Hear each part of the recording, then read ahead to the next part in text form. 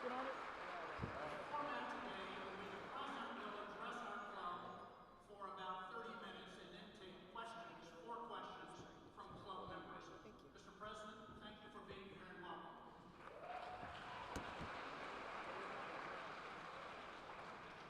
Well, thank you very much.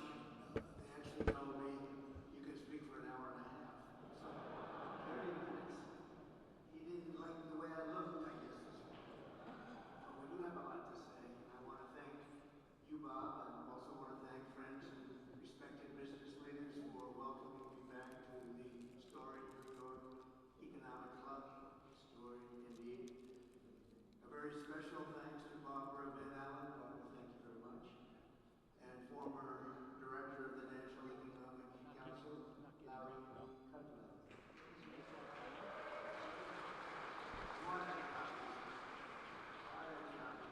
Former chair of the Council of Economic Advisors, Kevin Hassett. There's no red line. Ambassador Robert Lighthizer, Richard Person. There's no power. Former Secretary Wilbur Ross. Former Treasury Secretary Steve Mnuchin. Former SEC Chairman Jay Clayton.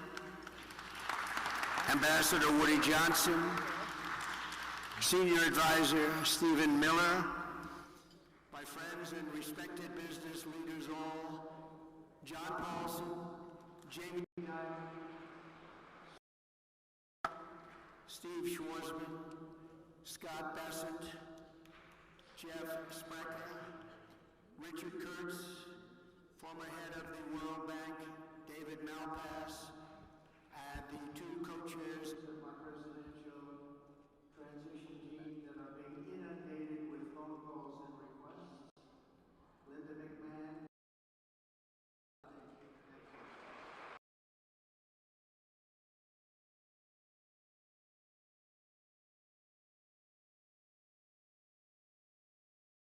An economy in crisis, a failing nation, a nation in serious decline, under the radical policies of my former opponent, Joe Biden, and my new opponent, Kamala Harris.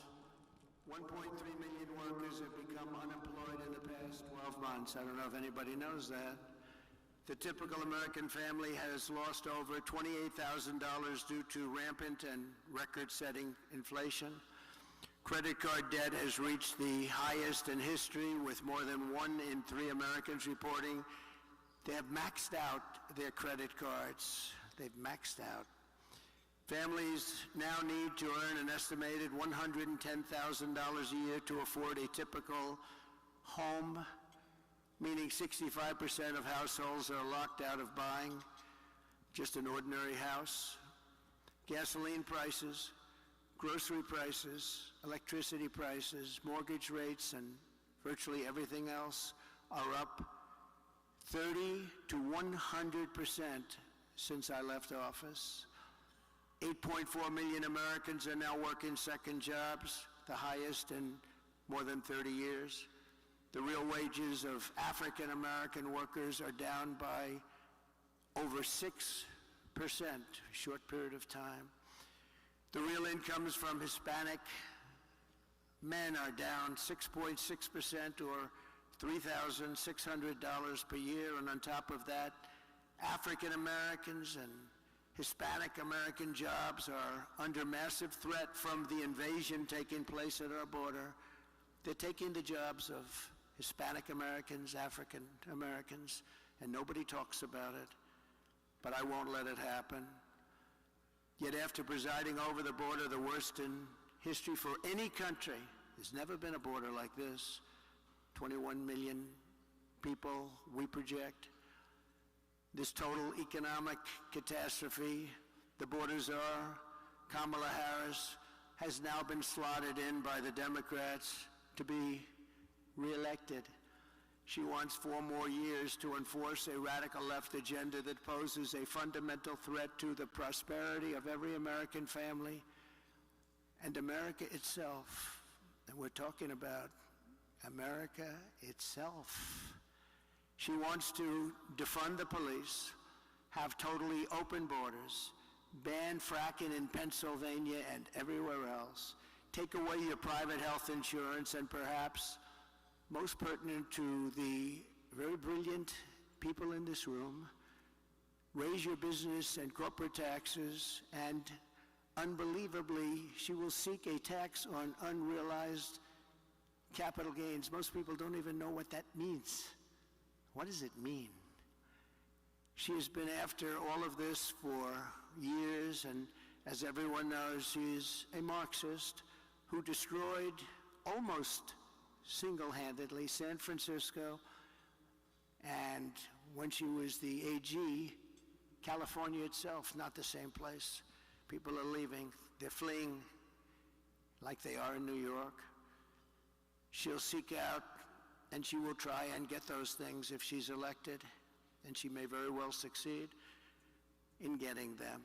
She recently said her values have not changed, and these have really been her values for her entire career. Her values haven't changed. That's what she wants. So she told the truth. We are not going to let this happen. Communism is the past, freedom is the future, and it is time to send Comrade Kamala Harris back home to California, where crime is rampant and fleeing is the #1 occupation. I'm here today to lay out my plan to rescue our country from this nightmare and to bring back to its citizens the American dream, bigger, better, and stronger than ever before. 8 years ago, I came before you as a candidate for president and shared my vision to end the stagnation and return to rapid growth. That's what we did. As president, I am very proud to say that we accomplished something that nobody thought that was even possible. Before the pandemic, real median household income rose by $7,684. And even after the pandemic, annual incomes were up $6,400. The average American household saw a $197,000 increase in real net worth in 48 months. For the bottom 50% of households, average wealth more than doubled, increasing by 121%. Lowest income people benefited the most. After 12 years of decline, we added nearly 7 million new homeowners, never happened before. And in 3 years, we created 7 million new jobs, 260% more than projected when I took office. When I took office, they said you couldn't hit those projections, and we were 260% higher than what we said we could do. From the day I won to the day I left, the S&P 500 increased by 80%, and we did it all with virtually no inflation. We had virtually no inflation. Think of that. Who could believe that? I delivered the largest tax cuts and reform in American history by far, slashing rates for working families and cutting the business tax from the highest in the world. We had the highest in the world, 35%, and actually, when you add local and state numbers that were getting close to 50, but much, much higher, nobody's ever seen. We brought it all the way down to 21%, which everybody said was impossible to do, and I heard it from everyone. They said, you'll never be able to do that, and I got it down to 21%. I cut a record number of job-killing regulations. In 4 years, we cut more regulation than any president in the history of our country, by far. I'm proud to be the only president in modern history to achieve a net regulatory reduction during my term, and it was a substantial reduction, and for every regulation we added, we cut more than 5.5 regulations. We unleashed American energy, and within 3 years, we had increased domestic oil production by 47%, and we were just getting started. The price of gasoline was $1.87 a gallon. Doesn't that sound good right now? We negotiated and renegotiated more than 50 trade agreements with other countries that were taking advantage of us, as they all do, to protect the American worker and to open foreign markets, and we did a great job. I ended NAFTA, the worst trade deal ever made in the history of our country, and replaced it with the USMCA, perhaps the best trade deal ever made in history. That's Mexico and Canada. I stood up to China like no one else before me. No one came even close. And I saved the U.S. auto industry from obliteration with a 27.5% tariff on all Chinese cars that remains in place to this day. They want to take it off, but they can't, because number one, it's too much money, and number two, we would be invaded by Chinese cars on top of the other invasions that are taking place. Without it, our auto industry would be dead. And now I am going further. We will bring our automaking industry to the record levels of 37 years ago. And we'll be able to do it very quickly through tariffs and other smart use of certain things that we have that other countries don't. For 4 straight years, I fought for American workers like I would fight for my own family. I took care of our economy like I would take care of my own company. In every decision I asked, will I create jobs here, or will I be sending jobs overseas? Will it make America richer and stronger, or will it make our country weaker and poorer? I always put America first, every single time. And when our country was hit by the China virus, we saved the economy. We rescued tens of millions of jobs. And after COVID, I handed Kamala and Joe the fastest and strongest recovery ever recorded, nothing even close. With 1.4% inflation, the 30-year mortgage rate was at 2.4%, and the highest stock market in history. This is despite the pandemic. To date, I handed them back the highest stock market to date, after having just suffered with the rest of the world a pandemic, the likes of which nobody had ever seen before. We did an incredible job, and remember, far more people died of COVID under Biden-Harris than under President Trump. Many, many more people. We delivered an economic miracle, which Kamala and Joe turned into an economic disaster, just like they turned the border and indeed the whole world into a catastrophic surrender. Starting on day one, Kamala launched a war on American energy and orchestrated a nation-wrecking border invasion with illegal aliens pouring in from countries all over the world. They came in from countries that nobody ever heard the name of that country. Those countries, from their prisons and jails, there is a difference, from mental institutions and insane asylums, as well as record numbers of terrorists, human traffickers, and sex traffickers. Numbers that we've never seen before taking place over the last 3.5 years. Then Kamala cast the deciding votes on trillions of dollars in wasteful spending, which together with their terrible energy policies gave us the worst inflation perhaps in the history of our country. Nearly 2/3 of the jobs created under the Harris-Biden administration were bounce-back jobs. Bounce back.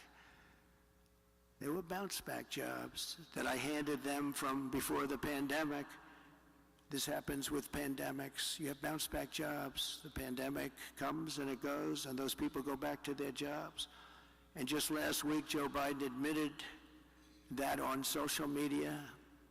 I don't know if he knew what he admitted, but that's what it said. I wonder who drew it. Perhaps that person is no longer employed by the Democrats. But right now, it's even worse than that. Under Kamala Harris's policies, 3 million workers are now missing from the job force compared to 2020. 3 million workers, that's a lot. Over 500,000 fewer people have full-time jobs today than just 1 year ago, and 100% of the net job creation in the past year has gone to illegal migrants. Think of that. 100% of the jobs created under this administration has gone to illegal migrants that came into our country. Joe Biden and Kamala Harris formed the worst presidency and vice presidency by far in the history of our country. This election will decide whether we reward Kamala Harris with re-election and 4 more years of crime, economic calamity, and international humiliation, or whether we change that direction and once again build the greatest economy in the history of the world, which we had during the Trump administration. Kamala Harris is the first major party nominee in American history who fundamentally rejects freedom and embraces Marxism, communism, and fascism. You're learning about this, you'll find out nobody knew who she was. Just a few months ago, they didn't know who she was. She's promising communist price controls, wealth confiscation, energy annihilation, reparations, the largest tax increase ever imposed, and mass amnesty and citizenship for tens of millions of migrants who will consume trillions of dollars in federal benefits and destroy Social Security and Medicare. They will be destroyed. They're already putting them into your Social Security and Medicare rolls. I am promising low taxes, low regulations, low energy costs, low interest rates, secure borders, low crime, and surging incomes for citizens of every race, religion, color, and creed. My plan will rapidly defeat inflation, quickly bring down prices, and reignite explosive economic growth. Kamala Harris will take more money out of American pockets. My plan will leave the typical family with many thousands of dollars more than they have right now. First, I will end Kamala Harris's anti-energy crusade and implement a policy of energy abundance, energy independence, and even energy dominance. We have more liquid gold under our feet than any other country, including Russia and Saudi Arabia. We'll be using it. My plan will cut energy prices in half or more than that within 12 months of taking office. It will be an economic revival of our country like no one has ever seen before. Energy was what caused our problem initially. Energy is going to bring us back. That means we're going down and getting gasoline below $2 a gallon, bring down the price of everything from electricity rates to groceries, airfares, and housing costs. That's why OPEC and the Arab nations, and we're very honored to have some of my friends here with us today from that part of the world, but they're working very hard despite being here, that I not be your president. They don't like me. Meanwhile, Kamala Harris can't bring down the price of anything because her energy policies are driving up the cost of everything. Everything is up, way up. Starting on day one, Harris and Biden opened up the Russian pipeline called Nord Stream 2, which nobody have ever heard of until I got involved and said, what about Nord Stream 2? And nobody knew what I was talking about. Largest pipeline in the world, Russian pipeline. But I had it closed. It was shut down. Putin was not happy. We shut it down. They came along, and the Keystone XL pipeline was shut down by them. So they shut down the Keystone, and they immediately gave Russia the right to start rebuilding the Nord Stream 2, the biggest pipeline you've ever seen. We re-entered the horribly unfair to the United States through them when they came back. Paris Climate Accord, so unfair to us. We pay trillions of dollars. Other countries pay nothing. As soon as he came back, he went back into it. I got us out of it. and reduce the area of the federal lands available for drilling by 80%. I did that. If I was president, oil production today would be 4 times higher than it is right now. Would have been 4 times higher. Right now, we'd be doing 4 times as much. And remember, we had ANWR, perhaps the largest drilling site in the world in Alaska, which everybody wanted to get approved, but they weren't able to do it. Ronald Reagan fought so hard to get ANWR. He couldn't do it. And it was easier in those days than it is today with all of the environmental concerns. But they came in their first few days in office, they terminated ANWR, amazingly. Biggest drilling site, we think, in the world, bigger than Saudi Arabia, bigger than Texas. We got it, and they terminated it. Under the EPA's so-called power plant rule, more than 50 power plants have been shut down since she took office, and virtually all coal-fired power plants will be shuttered in the next couple of years, setting the stage for a catastrophic energy shortfall, which we already have, that will make inflation far worse than it has ever been. They want to close down our power plants, and we don't have power already to address this dire energy crisis that Kamala and Joe have created. I will immediately issue a national emergency declaration to achieve massive increase in domestic energy supply. What you're going to need. Electricity is desperately needed for AI. AI, controversial, but we got to be the top of it. And we would need, hard to believe, twice the electricity that we currently have right now for everything in order to be dominant. And China is already building massive electricity producing plants. We haven't even thought about it. We will think about it, and I'll get it done on an emergency basis. So we'll be the leader in AI and every other form of technology. With these sweeping authorities, we will blast through every bureaucratic hurdle to issue rapid approvals for new drilling, new pipelines, new refineries, new power plants, new electric plants, and reactors of all types. Prices will fall immediately in anticipation of this tremendous supply that we can create rather quickly, and we'll be the leader instead of the laggard. Second, to further defeat inflation, my plan will terminate the Green New Deal, which I call the Green New Scam, greatest scam in history probably, a $10 trillion scam that we waste, we throw like throwing money right out the window. It actually sets us back as opposed to moves us forward. And rescind all unspent funds under the misnamed Inflation Reduction Act, which the Democrats agreed after it was approved that it wasn't for that purpose, it was for other purposes like giveaways. Kamala spent $7.5 billion to build 8 charging stations. Think of a charging station like a fuel pump with electricity coming out of it. 8 charging stations in the Midwest for electric vehicles cost billions and billions of dollars. 7.5 billion, they think, but the costs are still going, and 3 of them don't work and never will, probably.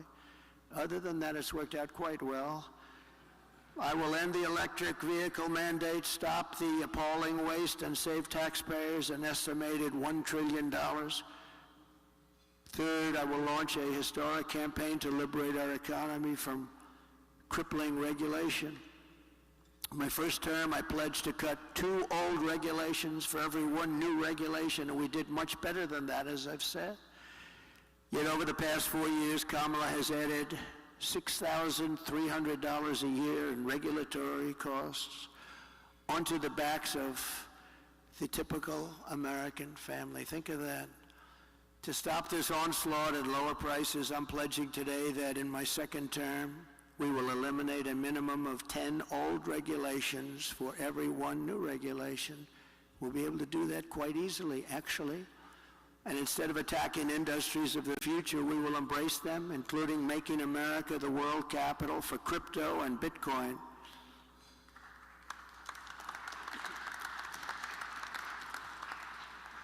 Fourth, at the suggestion of Elon Musk, who has given me his complete and total endorsement. That's nice, 'cause he's a smart guy. He knows what he's doing. He knows what he's doing.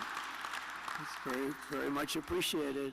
I will create a government efficiency commission tasked with conducting a complete financial and performance audit of the entire federal government and making recommendations for drastic reforms. We need to do it. Can't go on the way we are now.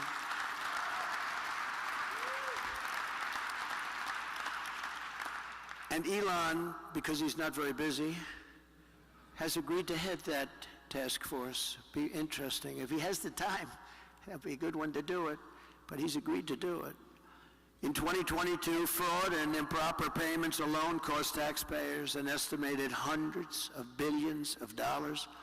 As the first order of business, this commission will develop an action plan to totally eliminate fraud and improper payments within 6 months. This will save trillions of dollars, trillions. It's massive. For the same service that you have right now, trillions of dollars is wasted and gone, and nobody knows where it went. Further taming inflation and bringing prices way down. The fifth pillar of my plan is to make the Trump tax cuts permanent. They are massive tax cuts, biggest ever, permanent.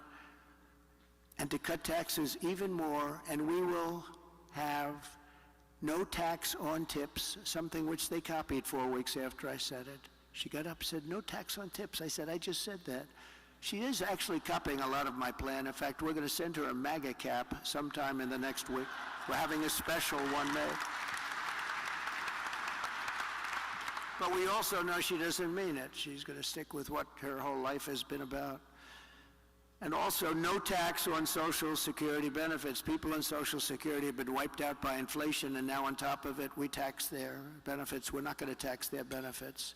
We have so many different ways of making so much money. This country, the potential is so incredible. We don't have to take it away from people on Social Security. We're not going to do that. We're going to save Social Security. She's going to destroy Social Security. Under the Trump administration, we proved that targeted tax cuts do not increase the deficit. They reduce the deficit by growing the economy and raising revenue. After we gave the massive tax cuts, we took in the following year with a much lower rate, billions and billions of dollars more than we did the previous year with a high rate. Think of that. So with a much lower rate, we took in more money because people were incentivized. Corporate tax revenues are 31% higher today than before my tax law was signed. With all of those cuts, 31% higher. To further support the revival of American manufacturing, my plan calls for expanded R&D tax credits, 100% bonus depreciation, expensing for new manufacturing investments, and a reduction in the corporate tax rate from 21% to 15% solely for companies that make their product in America.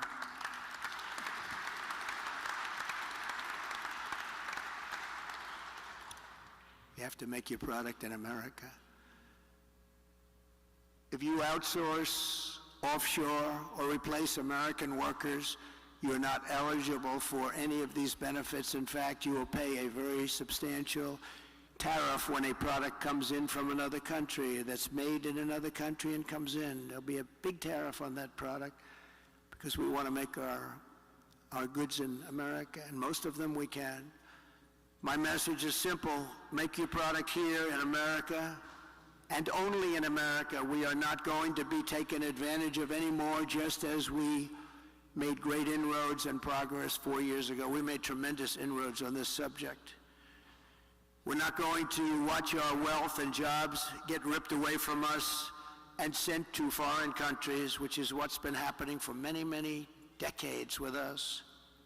China was built on doing exactly what we're going to be doing and what I started doing 4 years ago. What we're putting forward is the most pro-American manufacturing and jobs policy in modern history for any country. This plan will bring jobs and growth into our country at levels never seen before. Every business on earth will flock to America from Europe, Asia, the Middle East, and all over the world. By contrast, Comrade Kamala Harris wants to sacrifice our wealth, kill the economy, and drive jobs overseas to punish businesses more. Businesses will leave. They'll leave America. They're international companies. They report to their shareholders, and they will leave America if her plan, even in a small form, comes to the fore. Her tax plan, which includes the promise to end the Trump tax cuts, which again by itself would be a massive tax increase, would increase taxes by over $5 trillion, a record many times over. It would result in the largest small business tax hike in history, massively raising taxes on 25 million small business people and raising small business tax rates to 43% and higher. In other words, 20% higher than communist China. Kamala is also vowing to raise the corporate tax rate from 21 to 28%. We're bringing it down to 15%. But she really is looking to raise it to 40, 45, or even 50%. You know that. All you have to do is follow her past path. Radically raise the capital gains tax rate, which she wants to do, and they don't even want to give a number. And for the first time ever, impose a 25% tax on unrealized capital gains. So if you happen to have a lot of wealth but no cash, you're in a lot of trouble. This will lead America into a 1929 depression, and it will be a depression and a territory that we have not seen for a long time. There's a gentleman that happens to believe that, Scott. These policies, especially the tax on unrealized capital gains, would decimate the U.S. economy. Companies and innovation would flee from America to other countries. Venture capital markets would disappear, the stock market would be annihilated, and investors assess the tax liabilities of large shareholders. The seniors and senior pensions would totally go up in smoke. They'd be worthless. These are not the policies designed to create a prosperous America. These are policies to turn the United States into Venezuela on steroids. Even if for this reason alone, Kamala Harris must be defeated decisively this November. Has to be defeated. Cannot have her be the President of the United States. Under Kamala, the United States is becoming a third world banana republic. She and her party are censoring speech, weaponizing the justice system, and trying to throw their political opponents, me, in jail. This hasn't happened. I didn't do that to Crooked Hillary. I said, that would be a terrible thing, wouldn't it? Putting the wife of the President of the United States in jail. But they view it differently, I guess, nowadays, but that's okay. And they always have to remember that two can play the game. Nobody ever thought this was possible. This is how you create massive capital flight and turn once prosperous nations into absolute ruins.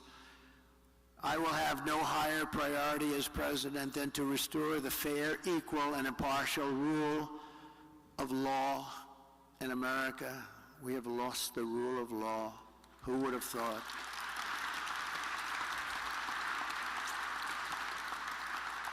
Number 6, under my leadership, America will encourage domestic production instead of punishing it. As you know, our country's vast manufacturing wealth was created at a time with very little domestic taxation, few regulations, and most revenue came from tariffs from other countries. That was when we were at the wealthiest ever, proportionately. We were the wealthiest country ever during those days. That was before income tax came along. Now we foolishly do the opposite. We impose lower tariffs and no tariffs on foreign producers. We have the lowest tariffs of any nation in the world, and we relentlessly punish our own companies for doing business in America. You do business in America, you're punished tremendously. I had many companies come to me, sir, I can't compete. They're sending kitchen cabinets, washers and dryers, everything. I can tell you, every motorcycles, they're sending them here, sir. We can't compete. And I made it so they could compete and thrive. Every one of those people, we should get them up and talk to you one day, because every one of those people comes up to me, and every time I see them, they hug me, they kiss me, they love me, because I saved their businesses. I intend to reverse this model and once again turn America into the manufacturing superpower of the world. We can do that just with being intelligent. The key to this effort will be a pro-American trade policy that uses tariffs to encourage production here and bring trillions and trillions of dollars back home. And you know what? We deserve it. We've been helping other countries get rich at our expense. For the last 50 years, we've been pouring our money into other countries, getting nothing for it. We protect them militarily. We do so much for them. We get nothing. My plan is that if you open your factory in Wisconsin, Pennsylvania, Michigan, Minnesota, anywhere else in our country, you don't pay a tariff tax. You don't pay a tax. You're going to make the product here. But if you move your production outside of the United States and send it back here, which people are doing now, and I stopped it cold, but they've changed that already, then you'll have to pay a very substantial tariff to get your product back into the country. The result will be that everybody in the world will want to be here, and they want to produce here. They're going to want to produce their product in America. It's going to say made in the USA. We will be able to build ships again. We will be able to build planes again. We will be able to build our military again from within, all from within. We will create the biggest, greatest, and strongest middle class in the history of our country. We will have tens of millions of high-paying jobs in manufacturing, transportation, defense, as well as all of the sales and support of export jobs, our auto industry, as well as all of the sales and support of export jobs, our auto industry will be the biggest beneficiary. In short, it will be a national economic renaissance just by using our heads, by being smart, by not letting other countries take advantage of us. They've been doing it for so long. It's so sad to see. And I know them all, and they laugh at us behind our back. They can't believe how stupid our leadership has been for so many years. We will ensure that the United States has a giant steel industry, an aluminum industry, a manufacturing base, and a defense base. We want an industrial base that can take care of our defense needs 100%. And you can call it what you want. Some might say it's economic nationalism. I call it common sense. I call it America first. This is the policy that built this country, and this is the policy that will save our country. In the words of a great but highly underrated president, William McKinley, highly underrated, the protective tariff policy of the Republicans has been made and made the lives of our countrymen sweeter and brighter. It's the best for our citizenship and our civilization, and it opens up a higher and better destiny for our people. We have to take care of our own nation and her industries first. In other words, take care of our country first. This is when we had our greatest wealth. He was assassinated. He left his group of people that followed him. Teddy Roosevelt became a great president, spending the money that was made by McKinley. So McKinley got a bad deal on that one. He built tremendous wealth. They had the Tariff Act of 1887, and they had a committee that studied, what are we going to do? They had a big problem, a problem like I hope to have with this country someday. So much money was coming in from foreign countries that they didn't know how to spend it. They had no idea. So they set up a committee. We'll set one up with the people in this room. How do we distribute the wealth that we have? And Roosevelt built dams and built railroads and did national parks. But he did it with the money that was made with tariffs from McKinley. So you have to remember that. Very highly underrated, a very underrated president. Let's give them both credit. Smart tariffs will not create inflation. They will combat inflation. I had almost no inflation, and I had the highest tariffs that anyone's seen, and they were going a lot higher. Foreign nations will pay us hundreds of billions of dollars, reducing the deficit and driving inflation down. It will largely reduce our deficit. In my first term, we imposed historic tariffs with no effect on consumer prices or inflation.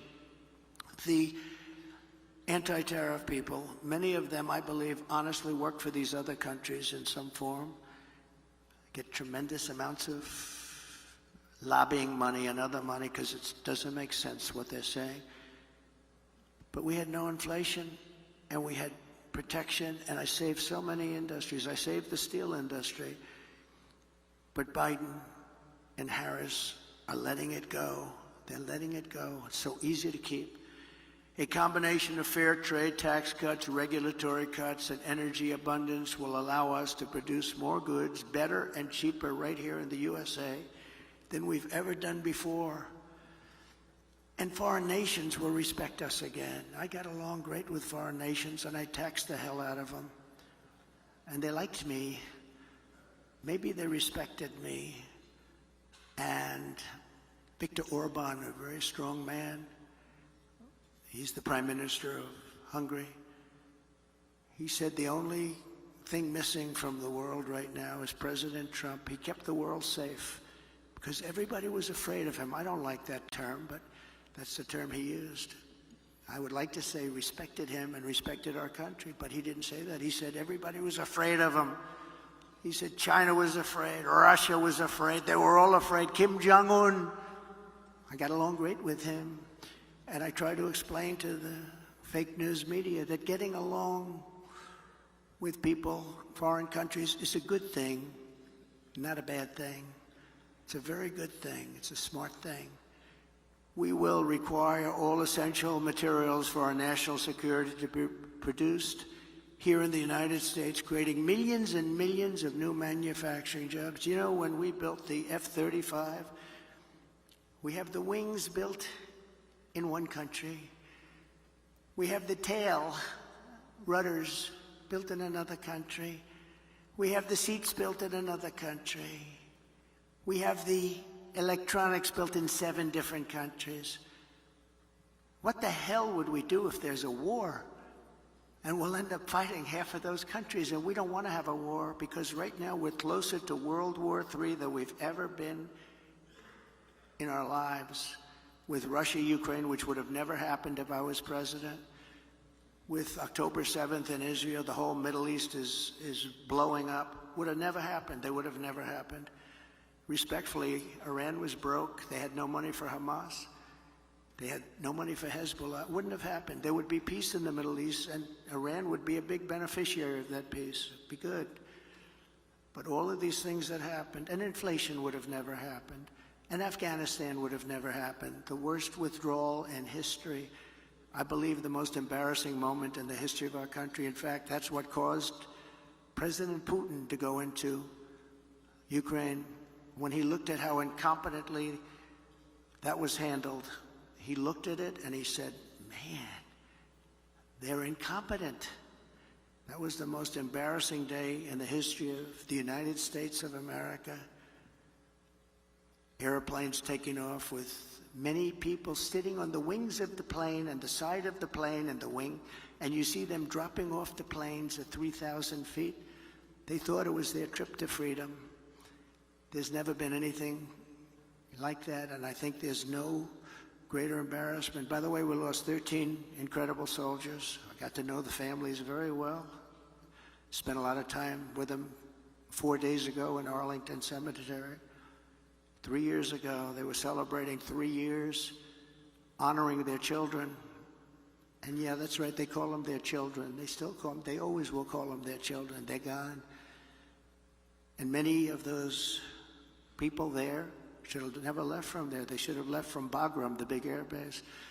But many of those people that were so badly hurt, they don't talk about them. No legs, no arms, obliteration of their face, their entire body, and nobody mentions that. We left Americans behind, large numbers. We left $85 billion worth of equipment behind because we took our military out first. A child would know you don't. You take your military out last. And just remember one final point on that, because it's a little bit different from our subject, but not really, because it's all about our country and common sense. But for 18 months, I spoke to the leader of the Taliban. The press was very upset that I spoke to him. His name is Abdul. I said, Abdul, don't do this, Abdul. Don't do this. But why, he said, do you send me a picture of my home? I said, Abdul, you're going to have to figure that one out for yourself.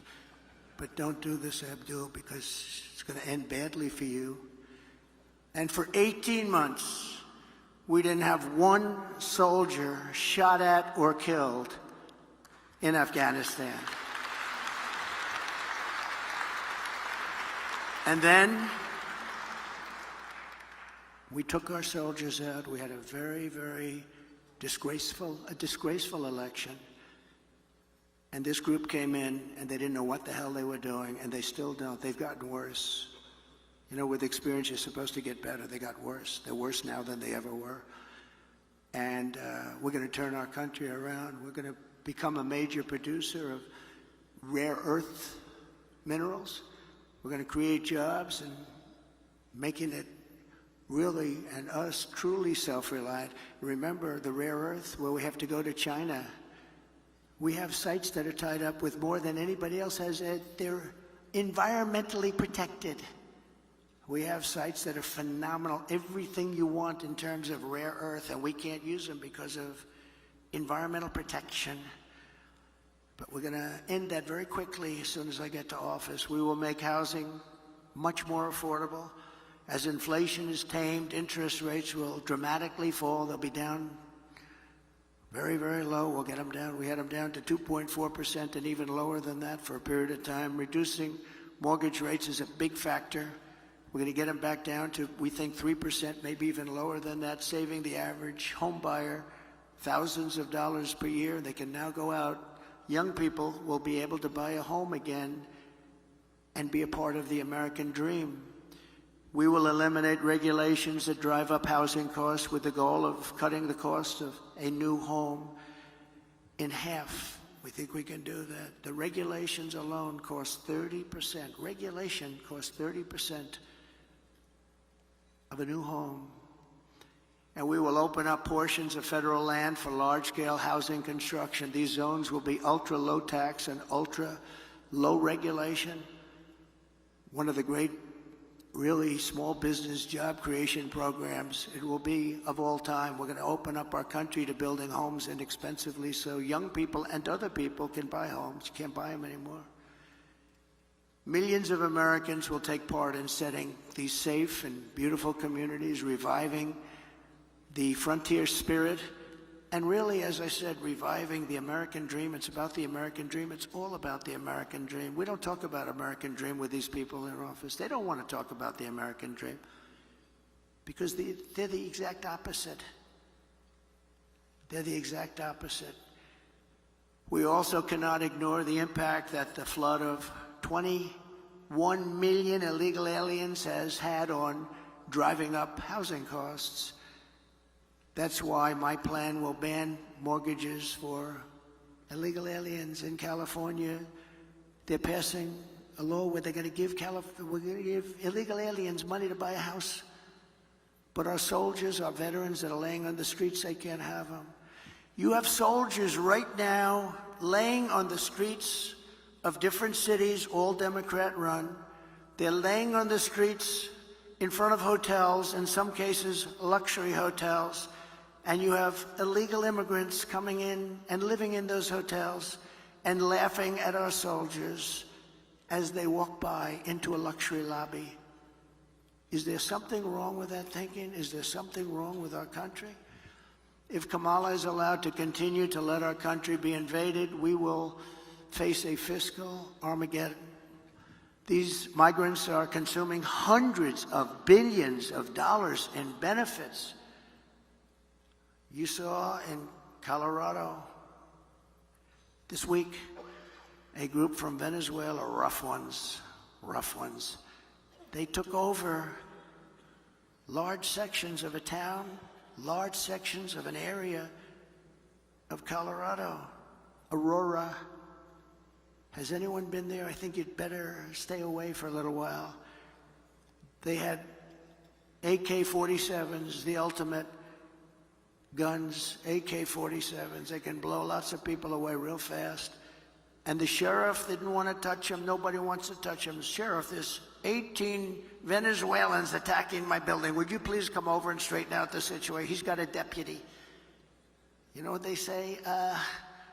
Well, no thanks. Let's call in the military. They're taking over. And I said this 4 years ago when I realized they wanted open borders. And it's happened. It's happening now in Chicago. They're taking over sections of Chicago. What's happening in New York, in Los Angeles, and many other cities is not even describable. They're tough. They're tough and they're smart and they're vicious. Don't forget, they come from the prisons and they're the bad criminals on the streets. Caracas, Venezuela, has almost no crime. Next year, I'm going to suggest that the Economic Club hold its meeting in Caracas because we'll be safer than we are in our country if they win. We'll be far safer. But crime in Venezuela is down 72% because they've taken all of their criminals off the streets. Not all of them. They still have some left, but they're coming in rapidly by bus and by plane. They're coming into our country. And we're dumping them in our country. And they say, if you come back, we will kill you. And they're not going back. We got them. But they're going back if I'm president, I guarantee you that. They're going back fast. And now Kamala wants to give them food stamps, housing assistance, welfare, Medicaid, Medicare, Social Security, and destroy all of those programs. You will destroy those programs.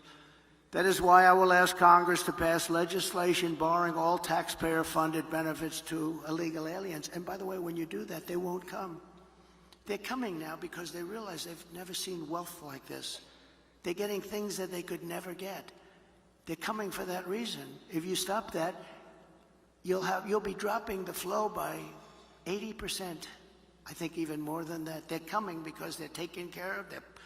Let's put them in a luxury. Let's put them in the Waldorf Astoria. That's a nice place. I will stop the invasion and send criminal illegal aliens back home. And when we do all of this, we will be so successful. We'll create America's own sovereign wealth fund to invest in great national endeavors for the benefit of all of the American people. Why don't we have a wealth fund? Other countries have wealth funds. We have nothing. We have nothing. We're going to have a sovereign wealth fund, or we can name it something different. I'll talk about it with Mr. Paulson, who's in the audience, and a lot of other friends of mine. And we'll name it something that's appropriate. Perhaps sovereign wealth fund wouldn't be appropriate, but it's going to be the same thing. We'll put tremendous amounts of money through all this money that will be taken in through tariffs and other intelligent things, and we'll have the greatest sovereign wealth fund of them all, and we should have, and that will be used to do things that will be great for our country, including to invest and wisely invest and build it up bigger and stronger and better than any place on earth. We will build extraordinary national development projects and everything from highways to airports and to transportation infrastructure, all of the future. We'll be able to invest in state-of-the-art manufacturing hubs, advanced defense capabilities, cutting-edge medical research, and help save billions of dollars in preventing disease in the first place. And I'm very honored to have been endorsed last week by Robert F. Kennedy Jr. That was a great endorsement, and he's very much into helping people. He's very much into helping people. I've known him a long time. That was a great thing when he did that. That was not easy for a Kennedy to be endorsing a Republican. That was not easy. But these are not Democrats. These are radical left lunatics, and you can't let them run your country. We will invest in new and modern agricultural techniques so we can have safe, healthy, high-quality foods for our families. That's where Bobby is so interested, foods. He says we're putting a lot of bad foods in our body. You look at other countries which do far less, and they're actually much healthier than we are.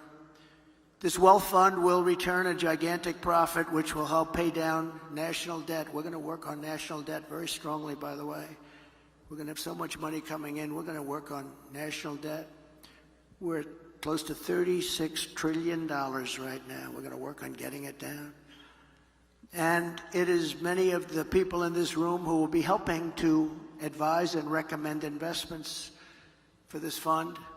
This is how we will end the era of inflation, mayhem, and misery under Kamala Harris, the worst vice president in the history of our country, and unleash a new era of safety, prosperity, and success for our workers, our families, and our businesses. And I've done it before. We did a great job, and now we really know our job well. I know the smartest, the best people. We have the best people. We have people that, many in this room, they know exactly what we want to do. You know, it's interesting having experience, because I won an election. I went to Washington. I was only in Washington 17 times. I never stayed over. That's according to the fake news, but I think they're right. But I got to know Washington well. And I know the smart ones and the dumb ones. I know the ones that can help make us great and the ones that can only take us into bad territory. I got to know a lot of people, probably as many as anybody at that level. And we have incredible talent, and we're going to be using that talent. We had some incredible talent, much of it sitting up here and sitting down here. They did a great job on trade. Bob Lighthizer, so many of the people did such a great job. We rebuilt our military. We rebuilt our entire military, did a great job. We have great generals, not the television generals, not the generals that took us out of Afghanistan in 24 hours and left that horrible situation, but we have great generals. We defeated ISIS. It was supposed to take 5 years. It took me 4 weeks. 4 weeks. Our generals did a great job. We have great people in our military, and our military is not woke. Believe me, you couldn't get these guys to be woke.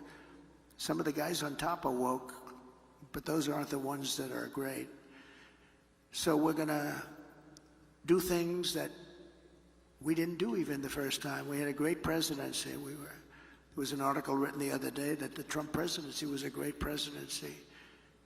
With victory on November 5th, which will go down as the most important day in the history of our country, inflation will be gone, our energy will be unleashed, our economy will be set free, our sovereignty will be restored, our citizens will thrive, growth will come roaring back, and America's future will be brighter than ever before.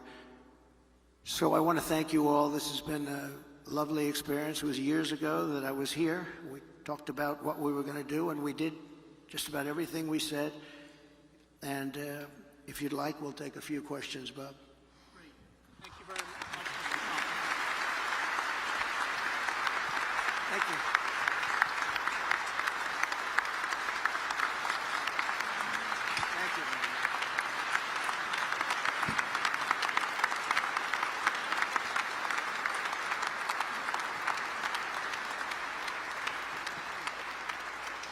Thank you very much. And we're now moving, as promised, to the question and answer portion of the program. Our four very able questioners today are H. Rajan Cohen, the Senior Chair of Sullivan & Cromwell, Sander Gerber, Founding and Managing Partner, CEO and CIO of Hudson Bay Capital, Mr. John Paulson, founder of Paulson & Company, and Rashma Sanjani, founder and CEO of Girls Who Code and Moms First. We're going to go in alphabetical order, and therefore, Raj, you have the first question. Thank you, Bob, and thank you, Mr. President. Thank you. I would like to ask about the United States economic sanctions programs. These programs have been used, as you well know, to advance our national security interests, our foreign policy objectives, but they also have economic implications. And the most recent was the program against Russia in response to their invasion of Ukraine, where for once we got the support of all our allies. So my specific question is, would you strengthen or modify any of these economic sanctions programs, particularly Russia, including the pipeline you mentioned? Well, it's a great question. The problem with what we have with sanctions, and I was a user of sanctions, but I put them on and take them off as quickly as possible because ultimately it kills your dollar and it kills everything the dollar represents, and we have to continue to have that be the world currency. I think it's important. I think it would be losing a war. If we lost the dollar as the world currency, I think that would be the equivalent of losing a war. That would make us a third world country, and we can't let it happen. So I use sanctions very powerfully against countries that deserve it, and then I take them off. Because look, you're losing Iran, you're losing Russia. China is out there trying to get their currency to be the dominant currency, as you know better than anybody. All of these things are happening. You're losing so many countries because there's so much conflict with all of these countries that you're going to lose that, and we can't lose that. So I want to use sanctions as little as possible. One of the things that we have with tariffs is that I'll say to them, you don't honor the dollar as your world currency. Is that right? You're not going to do it? No, we're not. I said, that's okay. I'm going to put tariffs all over your product. And they're going to say, sir, we'd love to honor the dollar as the world currency. You know, tariffs, in addition to monetary and the money that we'll take in, which will be bigger than you've ever seen in this country before, gives you tremendous political power for something like that, as an example. I stopped wars with the threat of tariffs. I stopped wars with two countries that mattered a lot. A lot of people would have been killed, and I threatened tariffs coming into the United States if they don't make peace. And we made we didn't have conflicts like you have right now. We had very intelligent people. But the biggest threat you have is you lose that currency, and we have lost something that you'll never get back. And we can keep it if we're smart, but they use it too much, and then they just forget about it. And these countries like Russia, it's going out now and doing its own thing, and you know, they're going out bragging about how they don't need us anymore, et cetera, et cetera. The sad part about Russia is that Ukraine would have never happened if I was president, so we wouldn't really have to be talking about sanctions. But it did happen. And one of the things I'm going to do, a little bit relevant to your question, is if we win, I believe I can settle that war while I'm president-elect. Before I ever get into office, I can get that war settled and get that war stopped, because it's a horrible, horrible war. And far more people are killed in Ukraine, far more people than you're realizing. They'll knock down this massive building, amazing, the size of these buildings, they'll knock it down. They'll say nobody was injured. No, a lot of people were killed. The real numbers are far greater than what people are looking at. So I think it's a very important thing. Sanctions have to be used very judiciously, and you can win. We have things much more powerful, actually, than sanctions. We have trade, but we cannot lose our dollar standard. Very important. Thank you very much. Great. Sander? Thank you, Mr. President, for all the details on your economic policy. As you alluded to, tariffs are the other side of sanctions. And given that China is our major trading partner with our largest imbalance and possibly our chief national security threat to the United States, how can we better institutionalize trade policy and national security policy to be coordinated? So I had a great relationship with President Xi of China really very close relationship.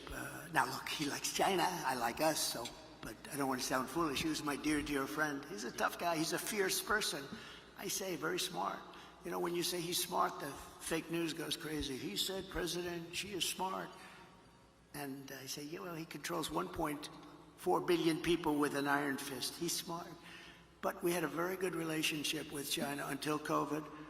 And when that came in, it was a whole different ballgame as far as I was concerned. You know, we made a great China trade deal, maybe better than the USMCA, and I'd never talk about it because what happened with COVID for the whole world, $60 trillion and, you know, deaths, 70 million, 60, nobody even knows how many deaths.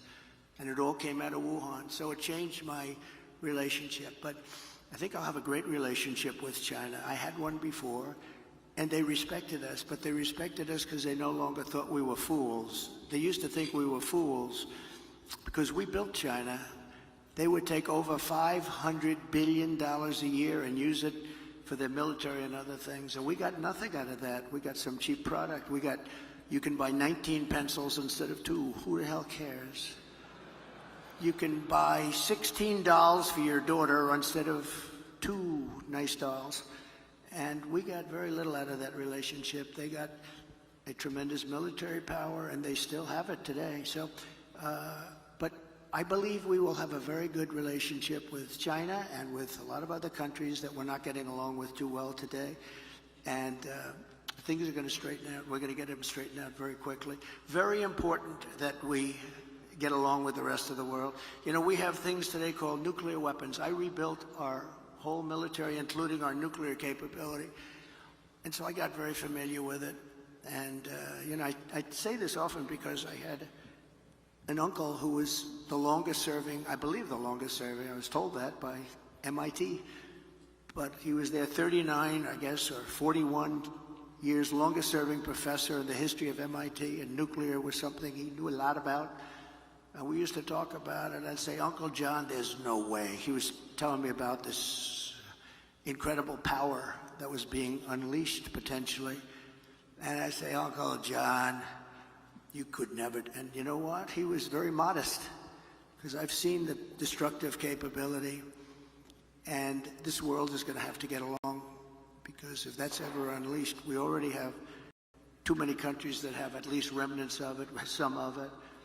But probably 5 countries, if you think. And Kim Jong-un, when I went to the White House after winning in 2016, I sat with President Obama, which is a ritual.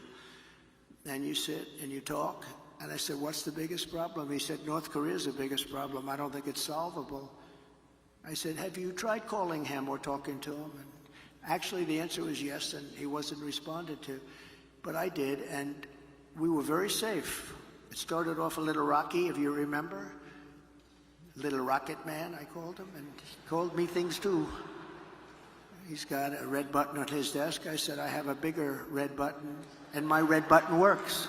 I said, and then it started getting a little nicer, and then one day I got a call that they'd like to meet, and it was a great thing. We had a great meeting. We had 2 meetings, actually 2 great meetings, summits, and we had no problem with them. Now they have a problem because they're not liking this administration. They don't respect this administration at all. So we have to get along. We have to get along. We can't have World War III. You're going to end up in World War III. Just like you should have never had Russia go in. It would have never happened if a competent person led us. It would have never happened. He led them into it. And I'm not blaming Biden. But you know what? What he was saying was exactly the wrong thing. I said, we're going to have an invasion because of a lot of the rhetoric. It was stupid rhetoric. But it would have never happened, not only for that reason. Oil was down low. You know, oil was almost at $100 a barrel. So Putin is one of the only people. I mean, nothing's easy in life. But Putin at $100 a barrel, war works. At $40 a barrel, it didn't work at all. So we're going to get back to a intelligently run place, a place where other countries aren't using the word nuclear. That word was never talked about because I knew the power of it. And I talked to Putin about it. I talked to President Xi about it. I think we were going to do, you remember the talk where we were going to reduce nuclear capability substantially. All three of us, we're going to start it, we're going to reduce very substantially.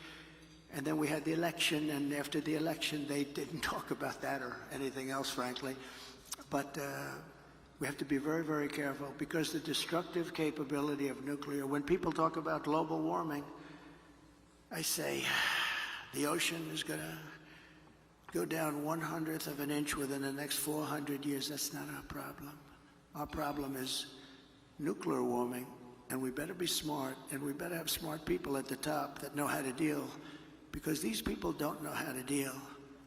Putin came out today, he endorsed Kamala, and I didn't know, was I supposed to call him up and say, thank you very much, I appreciate it. But he endorsed Kamala. I have a feeling, I don't know. I don't know exactly what to say about that. I don't know if I'm insulted or he did me a favor. But we have to get along with the world.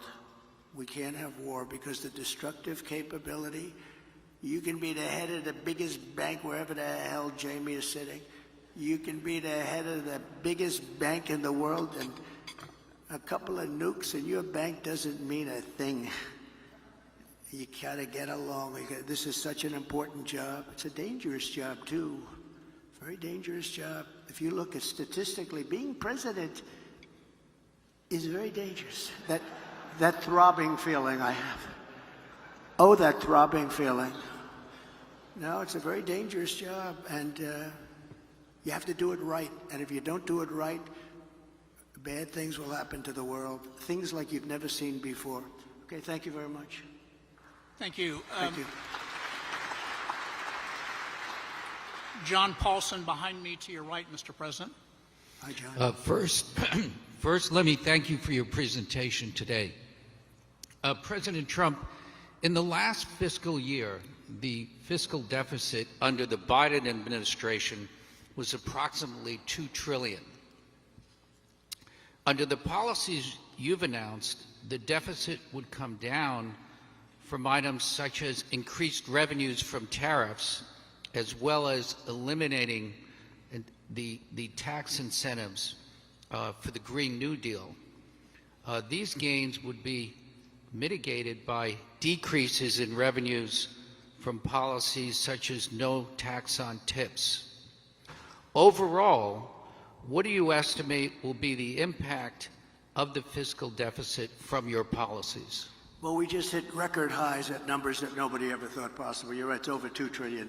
Nobody thought that was a number that was, I mean, you can go back 4 years, nobody thought a number like that would be possible. It's crazy, it's like, it's just horrible, actually. But yeah, we're $2 trillion, and I view it as profit and loss to a certain extent. A lot of people say, oh, it's trade. You know, you have many people say trade deficits don't matter. I think they matter a lot. I think they matter a lot. We're going to have tremendous growth. What I'm talking about is all about growth. The tax is relatively minor compared to the growth. We're going to make our money back on growth. We're going to also, I mean, we're going to grow like nobody's ever grown before. I think if this all works out, you're going to have the auto industry come back to America. Right now, China is building 2 auto factories in Mexico, massive auto factories, and they think they're going to make their cars in Mexico and send them back into the United States with no tax. It's not going to happen. Under this administration, it's going to happen. And they wanted to do that during my administration. I said, if you do it, we're going to put a 200% tariff on every car, and you'll never be able to see it. There will never be one car coming across our border. And if I would have let them do it, we would have had these 2 factories. Well, now they're building massive factories, more than 2, and they're going to kill Detroit. And the head of the union, the United Auto Workers in Detroit, has done a terrible, terrible job, just a terrible job. But we're going to bring tremendous growth back. And remember, we're also taking in a certain percentage. I won't name the percentage today, but it'll be a certain tariff percentage, which will be higher than people had heard in the past. And we will be bringing in billions and billions of dollars, which will directly reduce our deficits. Okay? Thank you very much. Good job you've done, by the way. Very good. Thank you. And the final question, Resma, is to you. Thank you. President Trump, you talked about how the increase in the price of food, gas, and rent is hurting families. But the real cost that's breaking families' backs and preventing women from participating in the workforce is childcare. Childcare is now more expensive than rent for working families and is costing the economy more than $122 billion a year, making it one of the most urgent economic issues that is facing our country. In fact, the cost of childcare is outpacing the cost of inflation, with the majority of American families of young children spending more than 20% of their income on childcare. One thing that Democrats and Republicans have in common is that both parties talk a lot about what they're going to do to address the childcare crisis, but neither party has delivered meaningful change. If you win in November, can you commit to prioritizing legislation to make childcare affordable? And if so, what specific piece of legislation will you advance? Well, I would do that, and we're sitting down. You know, I was somebody, we had Senator Marco Rubio, and my daughter Ivanka was so impactful on that. It's a very important issue, but I think when you talk about that, because childcare is childcare, is something you have to have it. In this country, you have to have it. But when you talk about those numbers compared to the kind of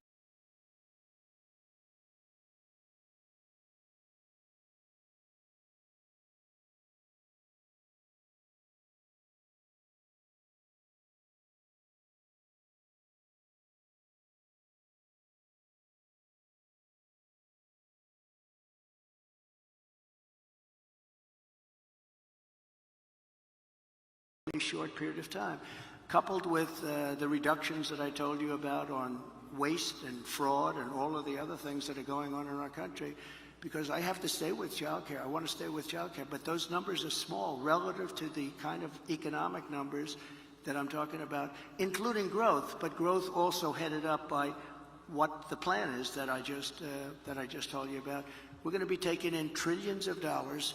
And as much as child care is talked about as being expensive, it's relatively speaking not very expensive compared to the kind of numbers we'll be taking in. We're going to make this into an incredible country that can afford to take care of its people, and then we'll worry about the rest of the world. Let's help other people. But we're going to take care of our country first. This is about America first. It's about make America great again. We have to do it because right now we're a failing nation. So we'll take care of it. Thank you. Very good question. Thank you.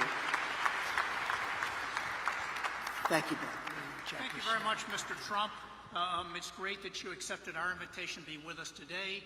Thank you, Raj, Sander, John, and Reshma, for your questions.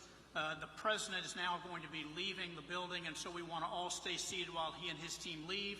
But as he leaves, let's all say thank you one more time for him accepting our invitation to be here today. Thank you, Bob. Thank you.